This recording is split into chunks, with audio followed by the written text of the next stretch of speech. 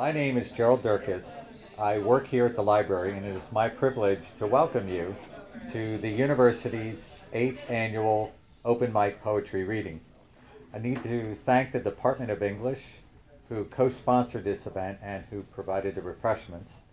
I also need to thank Gina Duffy and the library's scholarly outreach team for posting online announcements and for setting up the chairs, the tables, and the mic. And I need to thank the library's graphic designer, Joanne Quinn, who created posters for the event. Finally, I need to thank our senior class poet contestants, Lorena Bonner, Wesley Brown, Jack Clark, Christina Dyer, Alyssa Mudras, Haley Potter, Laura Solomon, and Gregory Wattry. These poets have one of their poems published on posters, which are on display throughout the library's first floor.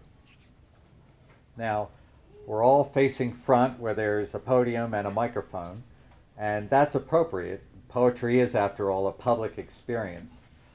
But I invite you to imagine you're visiting a friend's home, seated comfortably among others in the living room or den. I also ask you to imagine that you belong to a community of poets, a coterie that gets together regularly to share and listen to each other's creativity. Perhaps you'll share a poem or two of your own and experience the attention and support of your poet friends. It's my honor to introduce this year's Master of Ceremonies. Dr. Lisa Sewell is an associate professor in the Department of English. She's also the Director of Programming, Gender and Women's Studies. She's published her poems in many journals, and this library has several of her books of poetry in its collection, including Long Corridor. She is valued and respected by her colleagues and her students. Dr. Lisa Sewell.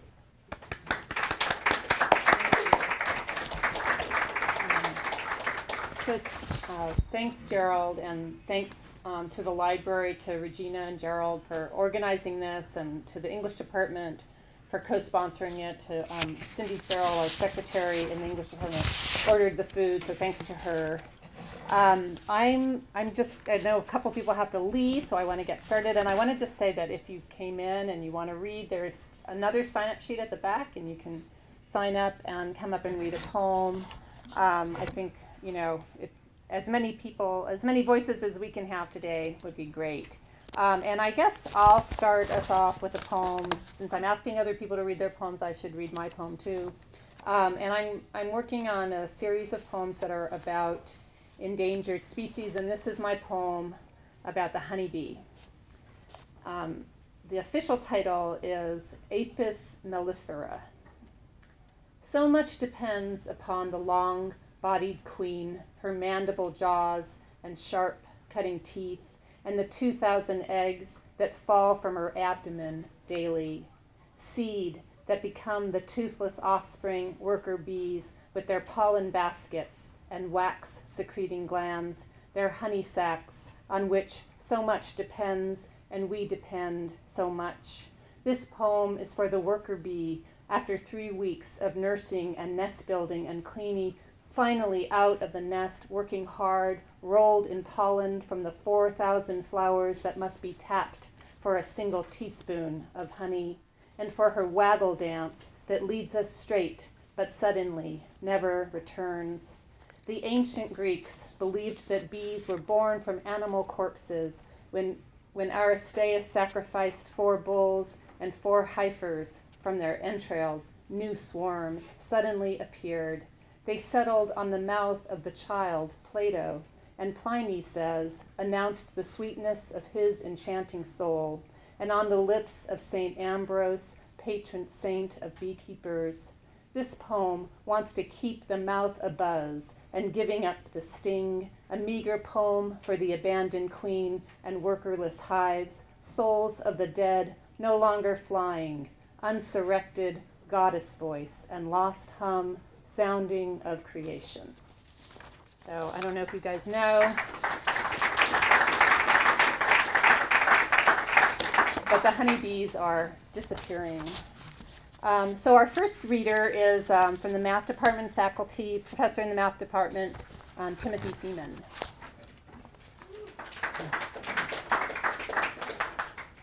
Well, that's a hard act to follow. Anyway, no, it's fine. That was a beautiful poem. So anyway, well, thanks for welcoming me into your poet community, your coterie. And I'll thank Lisa for encouraging me to manage to get up here every couple of years and read something. And I apologize that I won't be able to stay and listen to all of your work because I have a class in 10 minutes that I have to teach. So, okay. So this is called Universal Declaration of Rights. I took a life today. At 70 miles per hour, the low-slung chassis of my VW cut down a groundhog, its nose up, inquiring about the convection of the sun's heat on the highway asphalt. What will they know of this, the groundhogs who live and play by the river, by the bike path where I ride, who look up from their study of the flowers when they hear the whir of my gears to greet me, and I greeting them back? How can I explain to them the effect of the flickering of one life on the background microwave radiation that tells the history of the universe since the Big Bang? Or on the infinitesimal dimming of light observed 1,000 years from now by an extragalactic astronomer as our Earth transits the sun in orbit? How can I tell the groundhogs that no one is coming to save them from me, that no one is coming to save us from ourselves?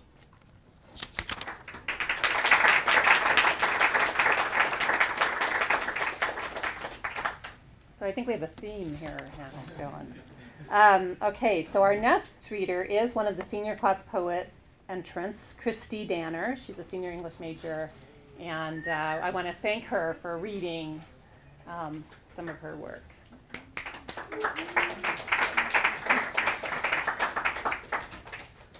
Hi. So this is one of the poems I submitted for the senior class poet contest. I wrote it for Dr. Lennon's poetry writing class last semester. It's a great class. You should all take it. It's called Dumb Luck. After midnight, cats prowl while morning doves stream, blissful on tree branches, buffeted only by the breeze. We soar, swerve, and slip past silvery, slower cars, and the traffic jam across the median, a standstill. Our headlights feast upon the street. You steer. Free to sleep, I don't see the spectacle. A 7-car pileup or hear the sirens. The red and white lights dapple through the night, seep through my eyelids, and keep me just awake enough to feel our speed.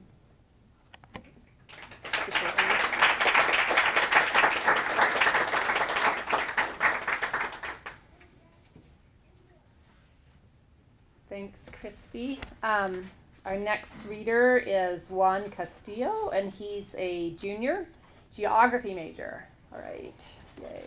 Interdisciplinarity in poetry.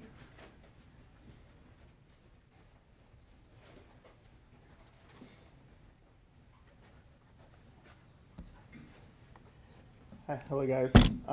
This is called Antonio, and Antonio is the name of my little brother who's in 4th grade now.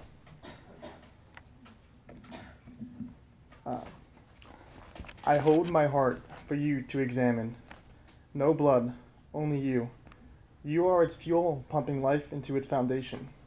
When you look at me, its arteries pulsate motivation, driving me towards justice and courage, virtues you may not understand now, yet I continue to prepare you for the day I'm gone. For you are its engine, thrusting existence into my anatomy. This heart will not die for you, it will live for you.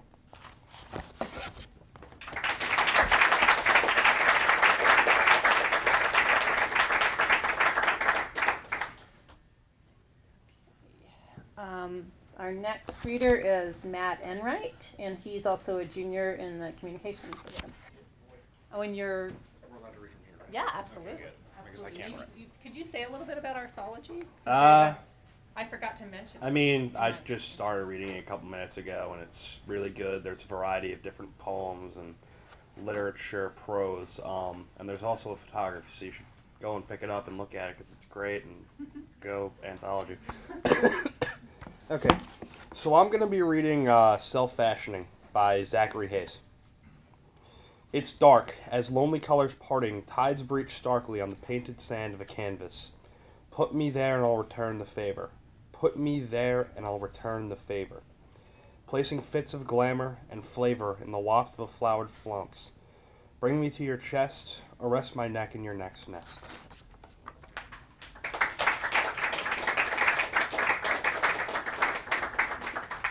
So this is also an Arthology release party. I know that some of the editors from Arthology are going to be coming. Are you here yet? No. Okay. Well, I'm going to let them tell you more about it.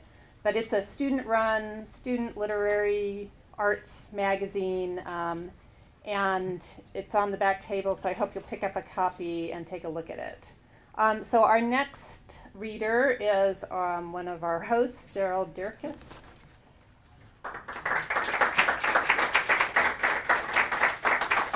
Thank you. Villanova achieved university status in 1953, and the class of '53 valedictorian was Harry Lefevre. I studied English and the humanities with Professor Lefevre in college, and when discussing a literary work or a painting, he would mention that wonderful sense of movement or that wonderful sense of intimacy. So I use that phrase as the title of a poem, that wonderful sense of. Two bright sapphires twinkle above their semicircular prisms. A warm, resonant voice fills the room and the corners of my consciousness. He doesn't teach, he shares. In giving that which he loves, his passion, his enthusiasm, his joy entice my mind. As I yield to that energy, I am transformed. No longer constrained by 4 cinder block walls, I travel through time and space to visit Europe, Africa, Asia, and early America, and am awed by the beauty of human creativity. Soon, much too soon, it's time to return to the here and now. I step out of the classroom and see a world changed, a world that will never be the same to me again. And a second poem I want to share is actually by Professor Lefevre. Toward the end of his life, he wrote, "At the nadir of my night." There's a bore in my head from a blind worm beating day and night. It bears me no malice. It does what it is designed to do, ineluctably. It chews silently, but I can measure what has been taken. Almost benevolently, it first nibbles at the cluttered present, an acquaintance's name, the title of a book, an appointment. I'm told this sleepless worm will devour all that I cherish, all that is sweet and true. I tried to deceive this, my dumb, blind worm. I offered wasted thoughts, my worst teacher I ever had, the first girl I dated, my DI in boot camp. Ah yes, the silent worm wouldn't bite. It has had the taste of rich memories. What will I think when my avaricious worm has devoured all that I cherish? Smiling, I said to my family, "At the nadir of my night, place me on an iceberg." Wife and daughters smiled. "Dad, there won't be any icebergs. Global warming, you know." We laughed, embracing each other. Although I could not dismiss my worm, he can't devour love.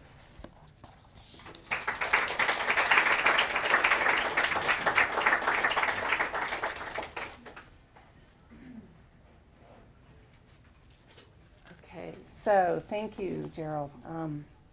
Our next reader is also a senior class poet, Greg Wattry.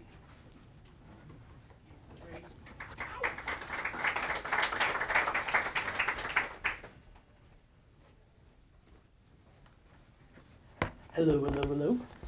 What's up? Some context, this poem was written while I was in Rome in the fall semester. It's called Love on the Spanish Steps. Picture perfect, she in a white dress and he in a black suit. Fingers laced, looking at each other, they are poised, positioned by the photographer. Fanny pack tourists with their cameras and maps look on. Haven't they ever seen staged love? The bulbs flash, fingers unlace. Give 'em a peck for the show, they deserve it. The crowd golf claps, she traces the fountain's water with the fingertip. And there I sit, watching from the steps, sick to the stomach, thinking I'm somehow above love. Thank you.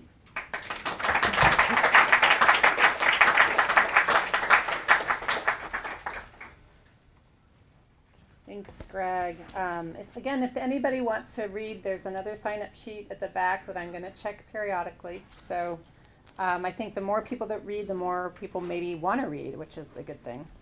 Our next reader teaches in the honors program, Cathy Staples, and she's the author of a brand new book. Maybe she'll talk about that a little bit. Thank you.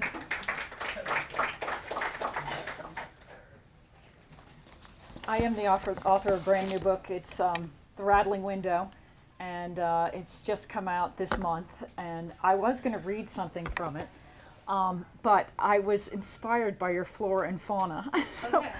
Well, actually, maybe I will read something. Read 2 poems, you know. People can read 2 poems. All right. Well, maybe I'll start with the first poem in this book and then read the flora and fauna one, because thinking about your honeybees. I'll start with that one. Thinking about your honeybees, I wanted to read this, which is, it's I would say a still wet poem in that I started it yesterday and I sort of finished it today. Wow. The garden in our house is for me a kind of physical / metaphysical place, almost a place where spirits commune, and that's very much what's going on here with the blooming pear. In January, I went out to our garden and I saw something incredible. Among the bare espaliers, there was one Asian pear that had bloomed. And I hadn't noticed it. And it was just, it was the dead of winter, and I walked by and saw it. And some of you know that I lost my brother about 2.5 years ago, and I just looked at that and I went, whoa, have to write about it. So this is the Lisa and Timothy inspired pick here. Conversation. Yes, but you gave me the Japanese pear in winter, the subtle fattening on the bare vertebrae of espaliers, the elegant shorn antlers of the prune boughs, winter light an odd nurse for a thriving bowl. Some trick of winter hid it. Perhaps the long gray days without a horse. I missed its beginning, while fires crackled, birch bark kindling, stared back in flames and smoke singed my hair. All the while under sun and moon, it grew through to the 1st of March, size of a plum stone. The deer passed by, and even the squirrels, those thieves, let it be. Each morning its presence belled the long quiet, and I knew you were there, thin as a handkerchief in a hip pocket, whistly as a wren with instructions. No, it wasn't just your voice in my ear, but the tangible pear. And even now that it's gone on, and the tree on which it grew is burning with bloom, I have only to look out my window to see you. In the habit of looking, the shape lives. The round orb from which the wren flew. A white fist of 6 blooms, each stamen tipped in violet, before they pencil into dark commas. Love redeemed in the place where the pear appeared, scuffed ochre and green. Thank you.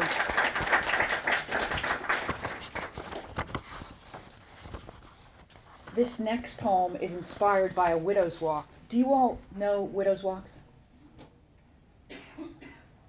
Okay, some do. Clearly, I should have put a note in the book. The book just got reviewed by a UK radio station last week, and nobody knew what a widow's walk was. Unfortunately, they figured it out. But this is about a widow's walk, and I'm hardwired for architectural curiosities, and so lighthouses, widow's walks, one-room sleeping porches, cupolas. I suppose if I were a sailor, I'd be in love with crow's nests, but it's just, there's something about them that makes me crazy. This is called Fear of Heights. A widow's walk will go to your head, like the sight of a former boyfriend pulling up in a two-toned Alpha. Sunglasses and a baseball cap. He patiently waits while you study his face. Recent history you can't know, but might intuit. Beaten up some by previous inhabitants. Still you remember. 20 years or more, the patinas all glint and shiver. It's the wind from the sea makes you lightheaded, inclined to break like a flow far to the north. Present self sheared loose from your youth. What you have in mind is nothing. Walking around the porch to the back door, the half-filled lemonade pitcher, spilling flocks. The latch unhitches to the drop of a thumb, and summer rushes out with a long-held breath. How easily sheets fly off the wicker. Chairs, tables, dining set, a summer writing desk. Like the arrival of guests from all doors at once, the empty room is busy breathing in the sea. You try one door, then another, quick as the mother-of-pearl spill of buttons. You're there in the stairwell, looking up, into impossibly bright lines of light edging the hatch. With a shoulder and a palm, it'll heave loose. Already the salt air, the unguessed dimensions swaying in wind. The real weight of the door, and the sheer white of the height, like the sun flashing dizzily over the waves, the bright lights of which once caused a boy to fall to the sea. Thank you.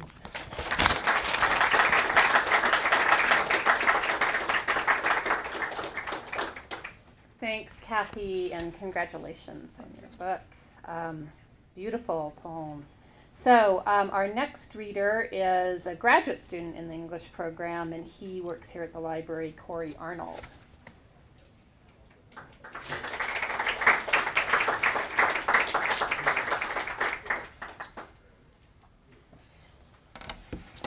Hello, everyone.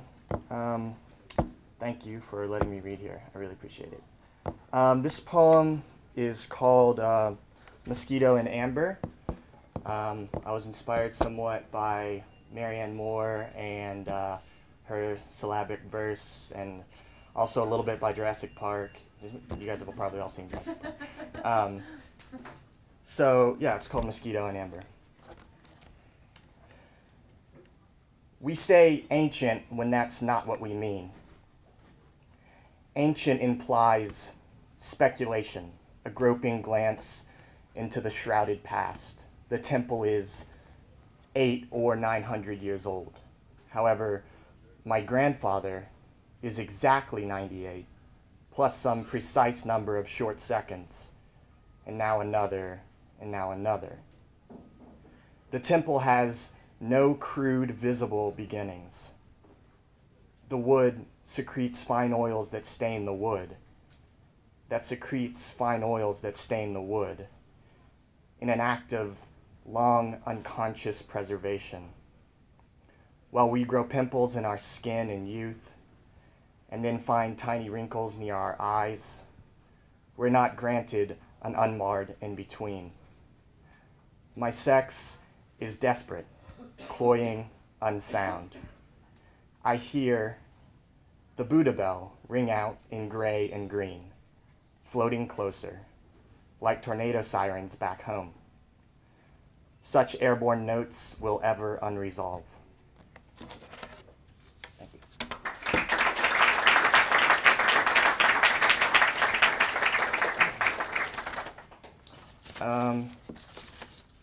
I'd like to read one more if you guys don't mind.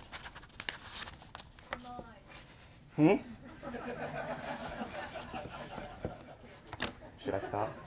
Is there a lot of people on the list? No? Yeah. All right, this poem is called Invocations, and it is a hopelessly naive love poem, which maybe we need this, I don't know. Anyway, so, all right.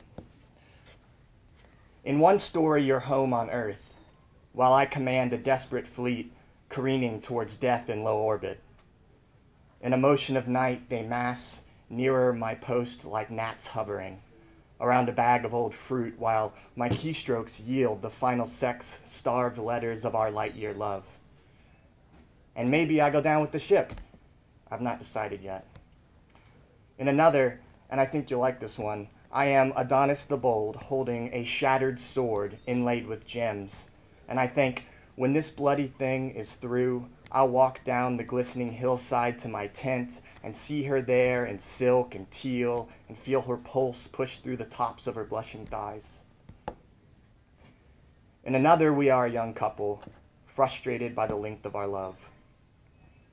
You meet someone new at a movie. I dream of chasing you down black hallways and around corners. But in my favorite, we ride a train together down the west side of the lake, and sunlight bounces from its surface in shattered fragments. You fall asleep on my arm. I watch a dozen cranes huddled in the rice paddy erupt skyward and glide off like unstrung kites. Perhaps that one actually happened. I can no longer remember. Thanks.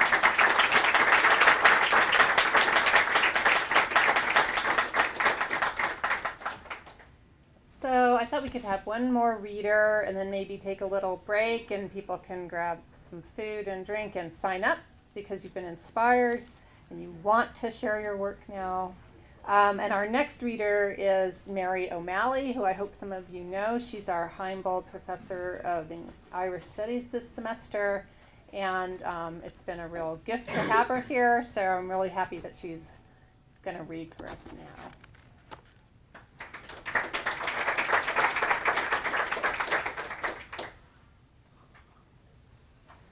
Thank you very much, Lisa, for inviting me, and you all for putting up with me, but you won't have to put up with me for long, that's the good side. I want, because in honour of the month that's in it, to read a poem that mentions one of the most important poets and playwrights in my own life, who sustains me continuously, and whom I think of as among that handful of people we think of almost as tuning forks. When you feel your ear is, or at least in my case, if I worry that my ear is slightly out, he puts me back into line. Federico García Lorca, who went to Colombia, as many of you will know, and wrote that wonderful, those wonderful letters and poems about the time he was there. And a couple of months ago, I went to Colombia to have a look to see. Because I'd never sort of gone there any time I was in New York, as a little pilgrimage and a little homage. I'll read this for Joseph Lennon, and I want to thank everybody in the English department for being so welcoming and good to me while I've been here. It's been fantastic. Particularly, I suppose, my students who aren't here. Before winter comes. Huge marigolds leer from a blue jug like tired prostitutes with their bespoke pouts. Autumn arranges itself. It sets about its withering among debris and addicts clawing the wildcats in their veins. The boy on the halfpenny bridge with his cap out was born like a new calf with milk blue eyes. Now, winter waits, its crabs ready to invade every cell, and not beautifully, though this year it may mercifully snow. We do not have to stay in the wreckage of our failure among the yellowing skeletons, if there is, after all, a soul and time to go out bravely to meet it in sunnier places. A lost soul might live as well in Spain as New York. Find a guide along the 2nd Avenue sidewalks, but Spain first. Winter arranges itself differently there. In Granada, or in the grey loudness of Madrid, it glints like knives slipping into the fog into the fog of cigarette smoke and talk in a cafe on the Calle del Angel. Brutally, they also had a civil war. Republicans danced with the skeletons of disinterred nuns. Fascist weaponry smashed into poems so beautiful, Federico, because truth is the only diamond. It flashes out, more dangerous than bombs. So now, flight. You might ask, not why the Earls left, but why they never came back. We do not ask. We are not curious. The state of us. Exeunt Earls. If leaving was an act of rescue, they left to make every moment new. Every moment new. Thank you.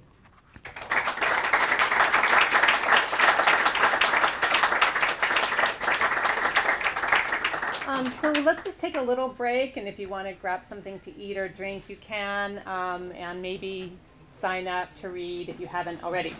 He's going to just come up and talk about Arthology in a more intelligent way. Thank you.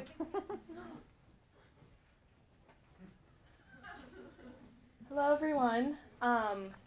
Thank you very much, Professor. I'm Lauren Clem. I'm one of the 2 co-editors of Arthology, Art Literary Magazine. We are a completely run student publication. We've been meeting all year with our editorial staff to get artwork, prose, poetry, photographs in. And today is our big release date, so I would really strongly encourage all of you, if you get the chance, to pick up a copy. There's plenty on the back table back there, and I'm going to spread them around campus a little bit later in the day. But like I said, we're student run, so we have a lot of a really diverse range of content this year. I've noticed we've gotten a lot of undergrads, grad students. We've got poetry in English, poetry in Spanish, bilingual poetry, and also a lot of different kinds of artwork. It's been a really great year. A little shout out to some of the members of my editorial staff that I see here. Thank you for all your hard work. And again, please, if you get a chance, pick up a copy. We have a really great representation, I think, here of some of the student artwork and student poetry. And also, all you poets out there, the ones of you that aren't graduating or the ones of you that may be coming back for grad school, I would really highly encourage you to submit in the future. We take submissions all year long, and we're always looking for the best and the brightest of our Villanova community. So thank you very much.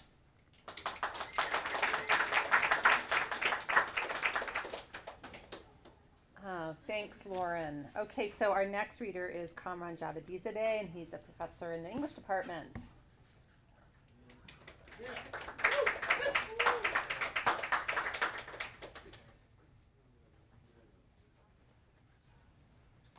Thank you, Lisa. Thanks, everyone, for being here. I used to write poems. I now write about poems, but which is also good to do. This is maybe the last poem the most recent poem I wrote. So years old though, and it's called "Blessings to Go," which is the name of a horrible Chinese food takeout restaurant in New Haven, Connecticut, where I was a graduate student. The 2 in "Blessings to Go" is a Roman numeral 2. Because the restaurant replaced the original Blessings, which burned down in a fire. I guess that's the legend. So "Blessings to Go" is a little pun, and the poem has an epigraph from The Merchant of Venice. This is Portia talking. It droppeth as the gentle rain from heaven upon the place beneath. It is twice blessed. It blesseth him that gives and him that takes. It was winter when I wrote this poem. That seems important too. Okay. The blessings come whenever you call. You call, and the man on the other end says, "Blessings." Has anything better ever happened to me than last time when my fortune read, "Birds are entangled by their feet and men by their tongues"? I don't know. But what I do know is that there is a certain kind of heaven that man cannot know until he tries the mushu pork. There is heaven in the plum sauce, but there is also heaven that is not in the plum sauce. Last Friday it was snowing and I fell asleep. I dreamt that the man on the other end said, "Snow blessings."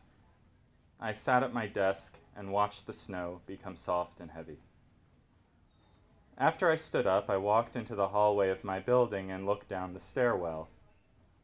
Back over my shoulder, I saw that the door to my apartment had closed and that inside my TV came on. That theme song, what memories. Downstairs, the smallest pair of feet shuffled quietly back out onto the snowy sidewalk. By the time I got down there, the tracks had disappeared in the snow. Even the snow had disappeared. Thanks.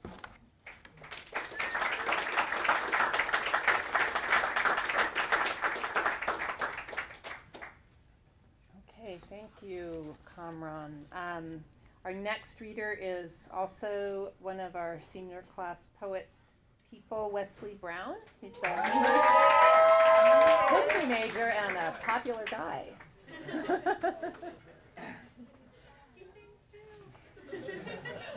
Hello, my name's Wesley.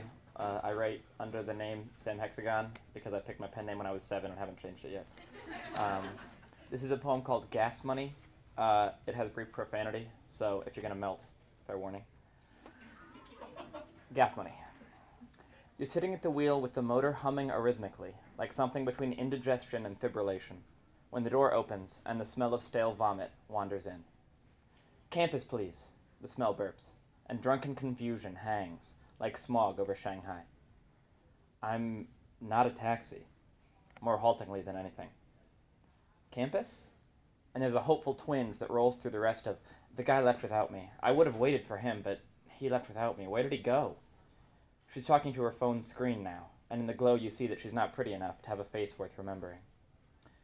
I'm not a taxi. Tries to be more firm this time, but her sadness doesn't leave room in the air for voices that don't belong to her. I always wait for him. That was the deal that we made when we first started fucking. I know I'm supposed to say hooking up. And the way she says it, you can hear her bloodless, aimless rage at a world that makes her say hooking up and not fucking.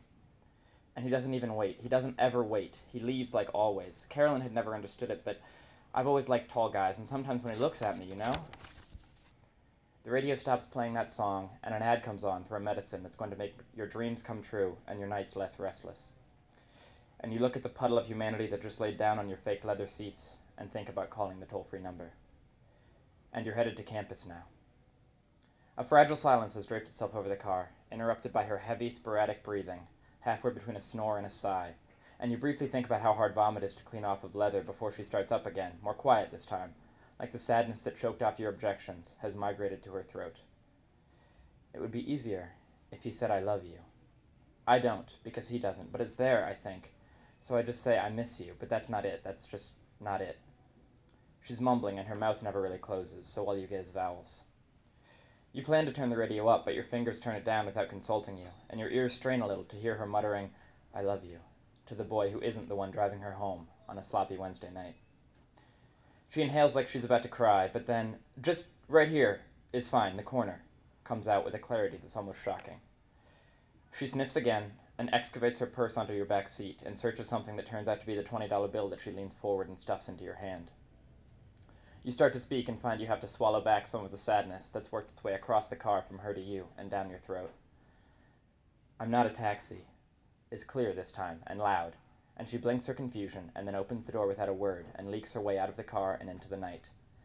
And you drive away, your brow a little furrowed, your car still hiccuping its tired discontent.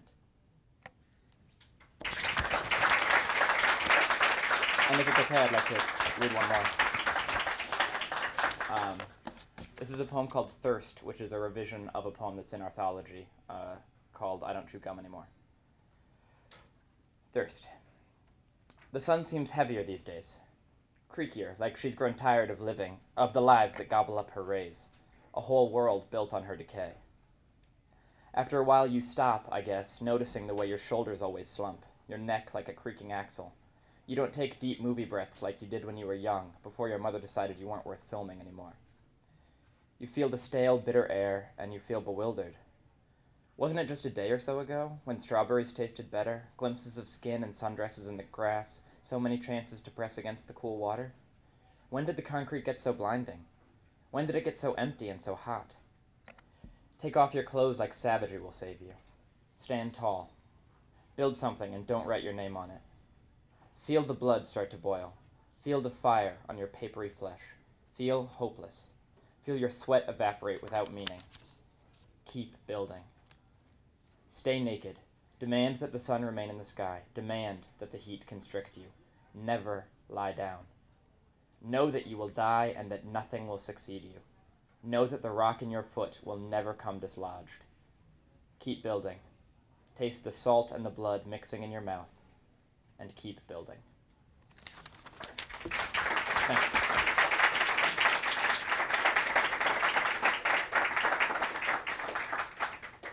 Okay, our next reader is also a senior class poet person, Alyssa Mudras, a senior English major.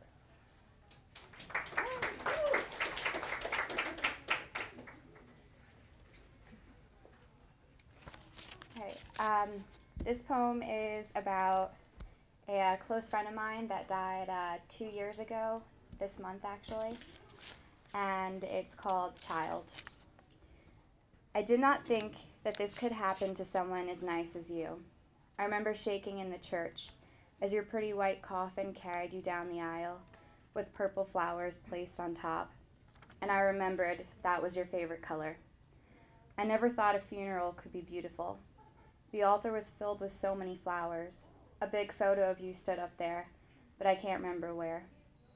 My eyes kept returning to the white coffin. Forever a 19-year-old, 2 months before 20, you will never suffer aging, but I know you wanted kids, and that was the part of you taken first. With tightened fist of tissues, I listened to the music and to the voices. You were so loved, so admired, and today, 2 of your pictures hang above my head near my pillow, while I lay across navy blue sheets. They do not face me. I have to look behind me, as we do to see any memory. Now I drive past your house in my car and remember driving, another thing you won't do again. I wonder what your mother's doing as I pass by, and I try to picture how it must feel to lose a child.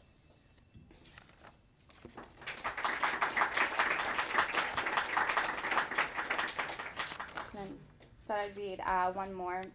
This one is called Black Eye, and it's based on Lisa Sewell took us to an art exhibit, and there were 2 photographs, and you would not know that these 2 photographs were of the same girl because of how badly she had been beaten. Besides a tattoo on her arm, you could not tell it was her. But it's called Black Eye. There's hot breath on my neck as I feel tendons in my arms being squished and shoved. He's got me. And I'm twirled around to face the too familiar violent face. His eyes have already rolled into black menace. I feel all my skin sucked pale against my bones, making it easier to swell and bruise. After, tight as a fist, smushed low on the floor, I know I've failed.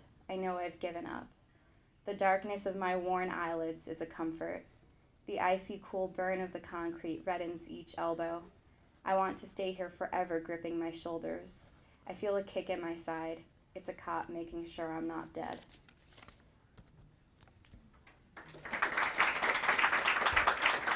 Thank you.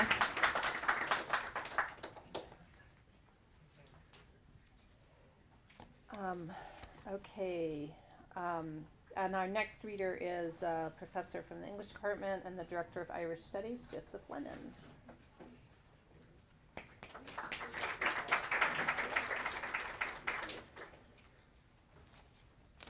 It's nice to read with students. It's nice to read with faculty. It's nice to get up here and read with people from around here. Here are 3 poems that are going to be in Belfast, published in Belfast. The first one is about words. It's about words that don't have rhymes. Circle, words such as this. There's one word here I need to explain, and that's tubulidentata. I think it's tubulidentata, which is the genus of the aardvark, and it's the only creature in its genus that is alive. Okay, circle has no rhyme, nor orange, nor bulb, nor silver, month, nor purple, nor fifth, whiskey, or province, nor the last of the tubu lidentata, the aardvark. All singular ova, odd as ovum, I hear them burning at the edges of their lines, marooned in lineages, never to close a couplet. How many words have been abandoned like the Scottish thane, long ago hewn to rhyme with rain? So many lonely sounds in English don't rhyme except in names that root strange ways through time and etymologize to find lives lost behind. The next, I've never read this poem, so I haven't read any of these poems. This is another poem in which I like words, but it's not about words. Only the title, Ophthalmologist's Ring. If you've never seen Ophthalmologist written, I encourage you to look it up. Their gangster noses, pug-sloped, punched into their cheeks, carry no glasses. Both check my shoulders as I sit. The young middleweight is Serbian. His trainer sent him for a checkup. Past the edge of his seat, he leaned toward me, nodded without moving his neck. Next to me, a retired Puerto Rican welterweight overhears, talks about his brown eyes' blind gray mate that tears too much. It's no big deal, he says, but clearly it is. I listen to their stories until I'm called to get my eyes dilated. When I return, they have gone to get their drops. When they return, we nod and watch the world begin to blur. The older man gets peevish, angry that the Serb who had a higher number went before. He grumbles that something is wrong with his armrest, which creaks like glasses creaking. Both begin to rub their big mitts into their eyes, shake like drunks waking. A nurse in white passes between them as they grouse and dodge. Their forms smear, smudge, and though seated, they rise, begin to bob, faint, and weave. No longer comrades, they are opponents in the ring, loose and swinging, dancing on toes around heavy rights, easy in aggression, they shrug and destroy, their fight worth more than their sight.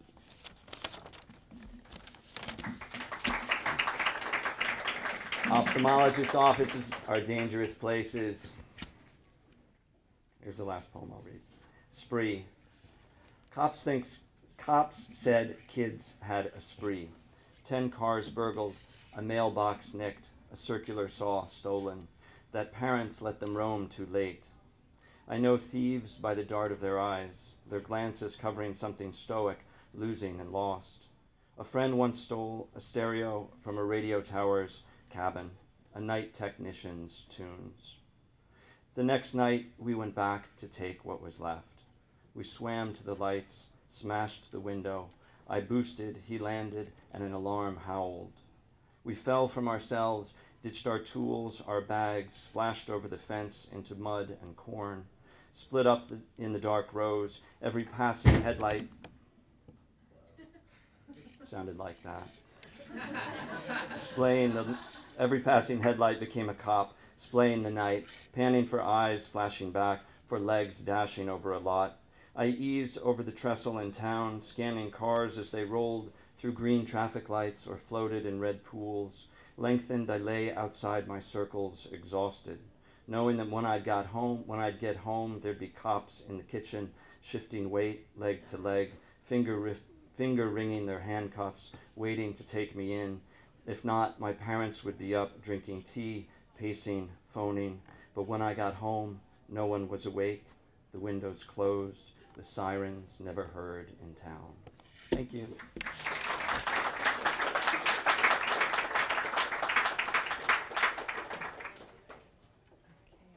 Thank you, Joseph. Okay, so we have two more readers. Haley Potter, senior English major, and she submitted her work to the senior class poet contest too.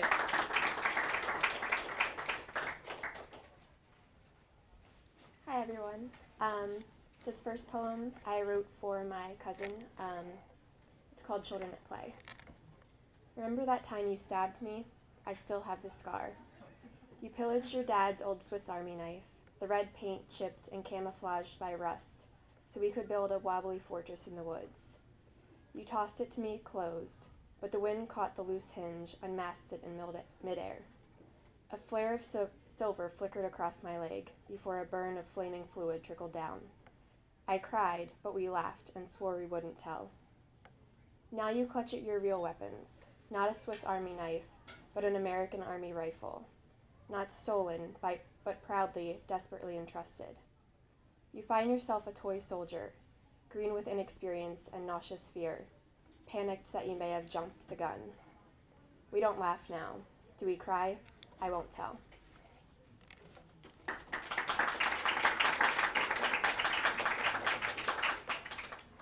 And this next poem is called Quarantine.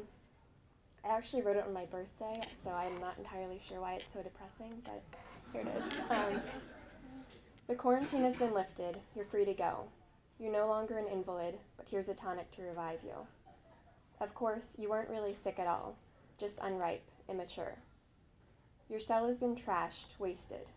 The shards of its glass walls chinkled as they hammered the ground. So run free with the others, careening through the streets, fertile yet sterile of harm, all immune and in full bloom.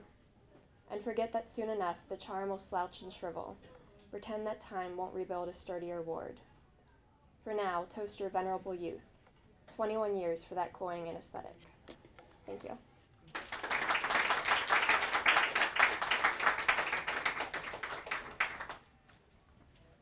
Okay, and our last reader, unless we have some last-minute eager people. Okay. Matt Riddle, he's a graduate student in theology, and his work is in Arthology.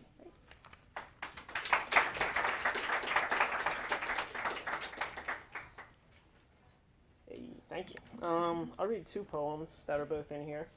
I tend to write these, or I've written these two poems actually after long days of reading way too many books, which is what you tend to do in graduate studies. So these are about, ironically, poems about being tired of words. So this first poem is called Night Again, and one of the lines is actually the title for the Arthology this year, which is kind of cool. So sorry, Sam Hexagon, you were one of the other ones. All right. Night again. Day streams by. Open fingers hold no water. Taken aback. Too many questions with no words, and tired of talking anyways. That was kind of a nighttime poem. This is a daytime poem. Yeah. It's called A Subtle Theology. Too many words means too much me, talking clearly where I can't see. And who am I to be spreading rumors of eternity? Reeking of heaven, dusty and pale, and fingers dirty from so much books. Ignoring the gentle caress of spring alive outside, not enough time. Too big thoughts in a little room make too much noise and hard to listen. The allure of more spoils simplicity, and too busy for joy. Birds don't use words to sing, but in the melody is hidden a subtle theology. So after hearing all this wonderful poetry, I suggest that you go outside and listen to the birds.